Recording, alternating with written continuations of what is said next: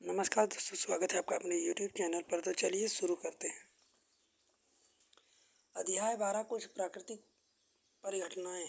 इस अध्याय में हम दो विनाशकारी घटनाओं त्वरित और भूकंप पर चर्चा करेंगे। हम इन परिघटनाओं द्वारा किए जाने वाले विनाशों को कम करने के उपायों पर भी चर्चा करेंगे। त्वरित विद्युत के तार ढीले हो जाने पर आपने विद्युत खंभों पर चिंगारियां देखी होंगी। यह परिघटना उस समय अधिक घटित होती है जब पवन के चलते तार हिलते जुलते हैं। अपने सॉकेट में प्लग के ढील होने पर भी चिंगारियां निकलती देखी होंगी। त्वरित भी एक विशाल स्तर पर विद्युत चिंगारी ही है। प्राचीन काल से लोग इन चिंगारियों को कारण नहीं समझ पाते थे, अतः ये त्वरित से डरते थे और सोचते थे कि उन पर भगवान के क्रोध के कारण यह हुआ। चिंगारियां जिनके विषय में यूनानी जानते हैं। 600 ईसा पूर्व पहले प्राचीन यूनानी यह जानते थे कि वह एम्बर को फार में रगड़ते हुए यह बलों जैसी हल्की वस्तुओं को आकर्षित कर लेता है। अपने यहाँ देखा होगा जब आप ऊनी अथवा पॉलिशदार के स्वेटर वस्त्रों को उतारते हैं तो उनके बाल खड़े हो जाते हैं। यदि आप अंधेरे को इन वस्त्रों को उतारते हैं तो आप चट चट की ध्वनि के साथ चिंगारी को देख सकते हैं। सन 1752 में अमेरिकी वैज्ञानिक फ्रैंकलिन ने यह दर्शाया कि त्वरित और आपके वस्त्रों में उत्पन्न चिंगारी वास्तव में एक ही परिघटना है, परंतु यह तथ्य के साकार होने में 2000 वर्ष लगे। अब तक वैज्ञानिक अवशेषों को कुछ गुणों का अध्ययन करेंगे। हम यह भी देखेंगे कि आकाश में त्वरित किस प्रकार संबंधित है।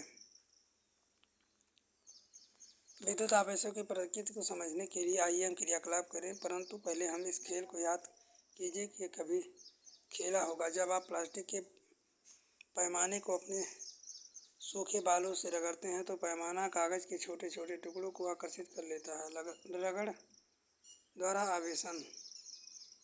बाल पेन के खाली रिफिल लीजिए, इसे तेजी से पॉलीथीन के टुकड़े को से रगड़िए और इसे कागज के छोटे छोटे टुकड़ों को आपस समीप लाइए। इसकी सावधानी रखिए, रिफिल का रगड़ा गया सिरा आपके हाथों द्वारा किसी धातु की वस्तु से न छुए। अपने क्रियाकलाप को छोटी छोटी सूखी पत्तियों, भूसे, सरसों के दाने साथ दोहराइए। अपने प्रेक्षणों को नोट कीजिए। जब प्लास्टिक अथवा रिफिल को पॉलीथीन के साथ रगड़ते हैं तो यह कुछ विद्युत आवेश अर्जित कर लेता है। इसी प्रकार जब प्लास्टिक की कंघी को सूखे बालों से रगड़ते हैं तब यह भी कुछ आवेश अर्जित कर लेता है। इन वस्तुओं को अवशोषित वस्तुएं कहते हैं। रिफिल तथा प्लास्टिक की कंघी को अवशोषित करने की प्रक्रिया को पॉलीथीन तथा बल को अवशोषित हो जाते हैं। बल भी अवशोषित हो जाते हैं। आइए अब अपनी जान पहचानी हुई कुछ वस्तुओं को अवशोषित करने का प्रयास करें।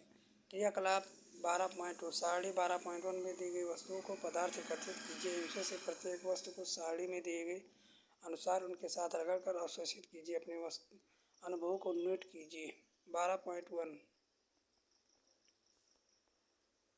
अवशोषण के प्रकार तथा अनियमन क्रिया। हम अगले क्रियाकलाप के लिए कुछ वस्तुएं सारणी 12.1 में से चुनते हैं। क्रियाकलाप 12.3 ए गुब्बारे फुलाइए, इसे इस प्रकार टकराइए कि एक दूसरे को स्पर्श न करें। 12.1 दो गुब्बारों को किसी ऊनी कपड़ों से रगड़िए और छोड़ दीजिए। क्या आप देखते हैं? आइए हम क्रियाकलाप को पेन के बेकर रिफिलों के साथ दोहराएं। एक रिफिल को पॉलीथीन से रगड़िए। कांच के गिलास को स्टैंड की भांति उपयोग करते हुए इसे गिलास में रखिए। दूसरी रिफिल को पॉलीथीन से रगड़िए तथा अवशोषित रिफिल के निकट लाइए। सावधानी रखिए, रिफिल का अवशेष सिरा अपने हाथों से न छुएं। क्या गिलास में रखी रिफिल पर कोई प्रभाव पड़ता है? क्या ये दोनों रिफिल एक दूसरे को आकर्षित कर अथवा प्रतिकर्षित करते हैं? अपने प्रेक्षणों का सारांश करें। क्या यह इंगित करता है कि गुब्बारे अवशोषण रिफिल के अवशोषण से विभिन्न प्रकार का है? क्या फिर भी हम यह कह सकते हैं कि अवशेष दो प्रकार के होते हैं? क्या हम यह भी कह सकते हैं कि सजातीय अवशेष एक दूसरे को प्रतिकर्षित करते हैं, जबकि विजातीय अवशेष एक दूसरे को आकर्षित।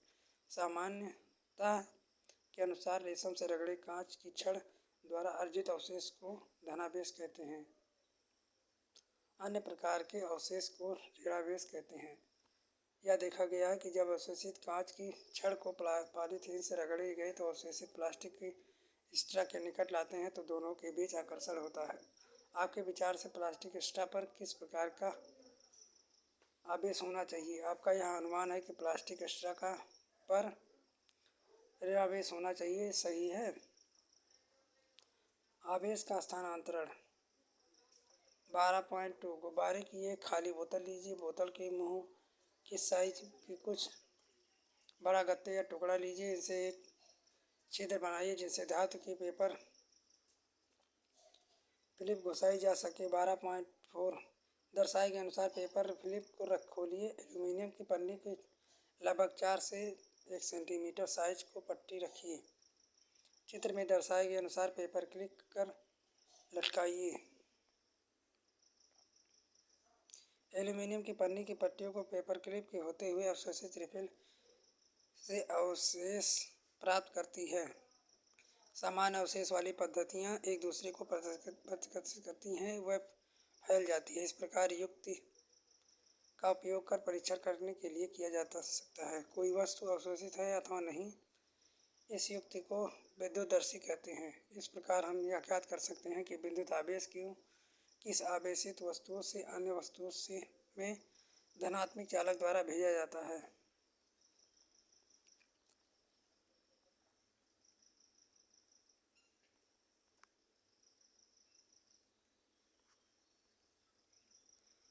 पेपर क्लिप के सिरे को धीरे से हाथ से स्पर्श कीजिए। ऐसा करते ही आप पन्नी की पट्टियों को एक परावर्तन देंगे। वह अपनी मूल स्थिति में वापस आ जाती हैं। पन्नी की पट्टियों को अवशोषित करने तथा पेपर क्लिप को स्पर्श करने की क्रिया को दोहराइए। बार बार हम कर सकते यह देखेंगे कि जैसे ही आप हाथ से पेपर क्लिप को स्पर्श करते हैं पन्नी की पट्टियाँ सिमट जाती हैं। इसका कारण यह है कि स्पर्श करने पर पन्नी का आवेश हमारे शरीर से होकर पृथ्वी में चला जाता है।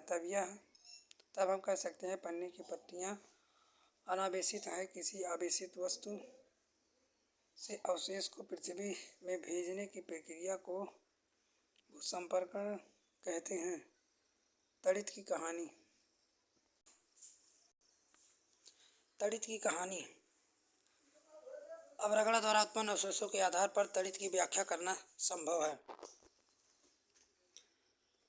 गर्जन वाले तूफानों के बनते समय वायु की धाराएं ऊपर की ओर जाती हैं, जबकि जल की बूंदें नीचे की ओर आती हैं। इस प्रबल गतियों के कारण अवशेषों का पृथक्करण होता है, एक क्रिया द्वारा जिसे हम सभी पूर्णतः नहीं समझ सकते हैं। बादलों के ऊपरी किनारों के निकट धनावेश एकत्रित हो जाते हैं तथा ऋणावेश बादलों से निचले किनारे पर संचित हो जाते हैं। धरती से निकट भी धनावेश का संचय होता है। जब संचित आवेशों का परिमाण अत्यधिक हो जाता है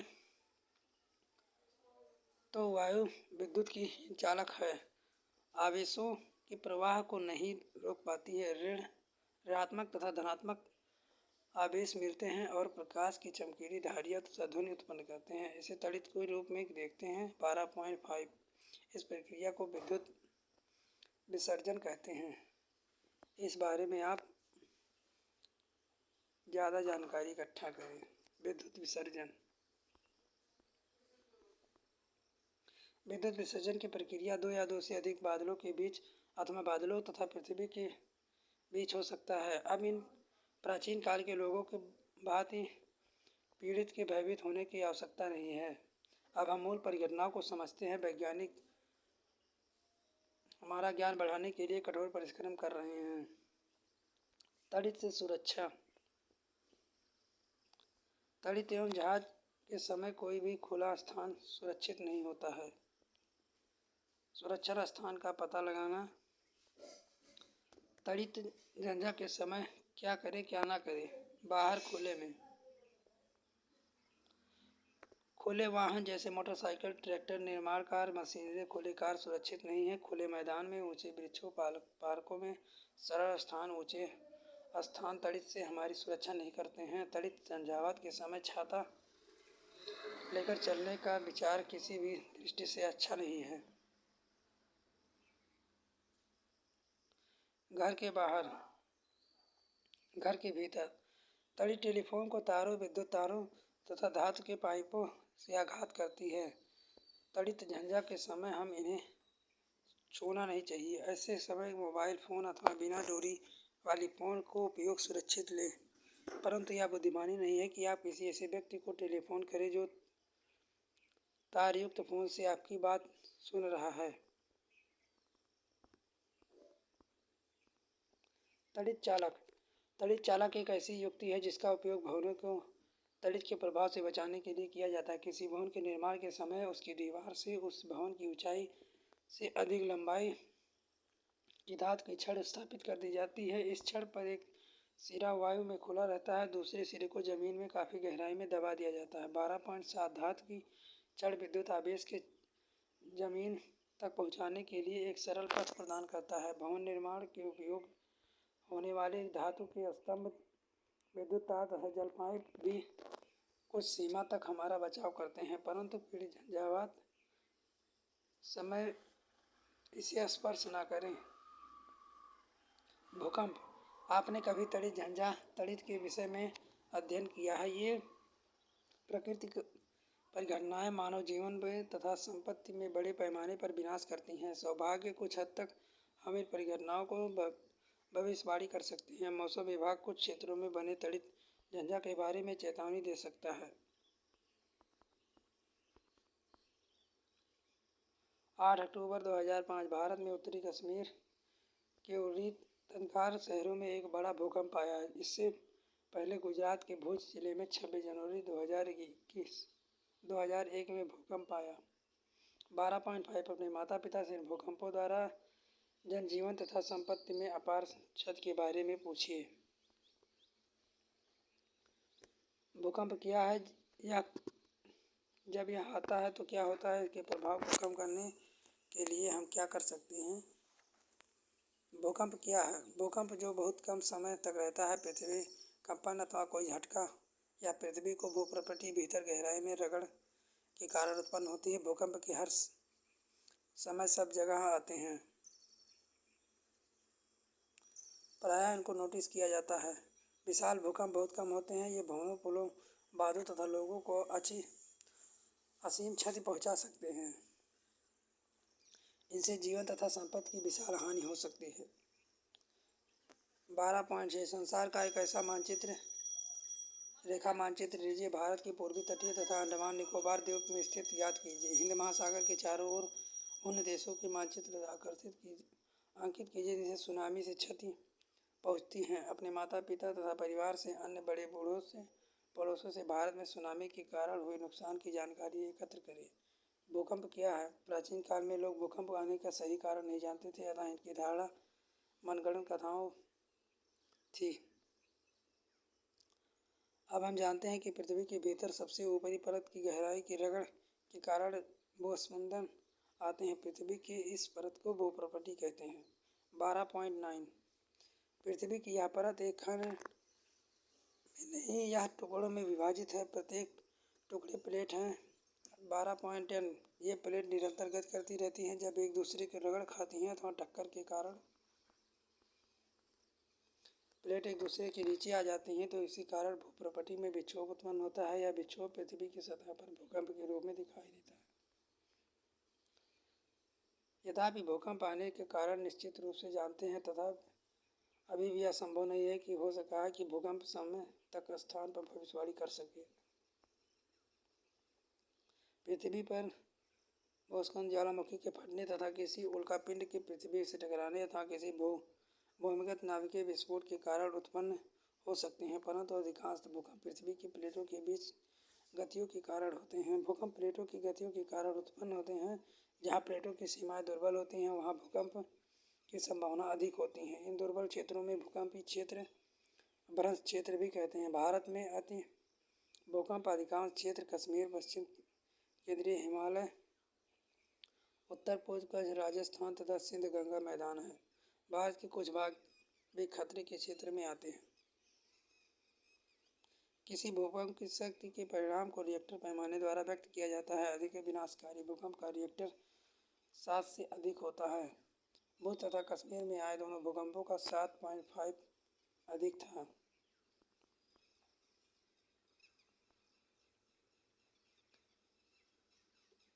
भूस्पंदन पृथ्वी की सतह पर तरंगें उत्पन्न करते हैं। इन तरंगों को भूकंपी तरंगें कहते हैं। इन तरंगों से भूकंप लेखी नामक उपकरण द्वारा रिकॉर्ड किया जाता है। 12.13 यह उपकरण मात्र कंपायमान क्षण अथवा लोलक होता है जो भूस्पंदन आने वाले दोलन करने लगता है। इसके कंपायमान तंत्र के साथ एक पेन जुड़ा रहता है। यह पेन की उसके नीचे गत करने कागज की पट्टी पर भूकंप की तरंगों को रिकॉर्ड करता है। इन तरंगों को अध्ययन करने के वैज्ञानिक भूकंप का संपूर्ण मानचित्र बना सकते हैं, जैसा 12.14 में दिखाया गया है। भूकंप से बचाव। उपरोक्त चर्चा से हमने यह सीखा है कि भूकंप भविष्यवाणी नहीं की जा सकती। हमने यह देखा है कि भूकंप अत्यधिक विनाशकारी हो सकते हैं, अतः आवश्यक है कि हर समय बचाव के लिए सावधानियां बरतें। भूकंप क्षेत्रीय जगह भूकंप आने से अधिक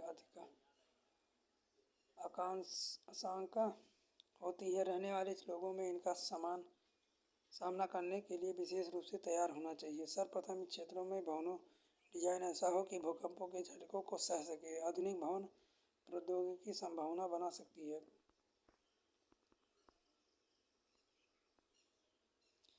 यदि आप घर में हो, यदि आप घर से बाहर हो। प्रमुख शब्द भूप्रपटी विसर्जन, पृथ्वी की प्लेटें, भूकंप, विद्युत दर्शी, तड़ित चालक, ऋणवेश, धनावेश, रिएक्टर पैमाना, भूकंपी लेखी, गर्जन, तड़ी झंझा, आवेश स्थानांतरण, सुनामी, भूस्खलन। आपने क्या सीखा? अभ्यास।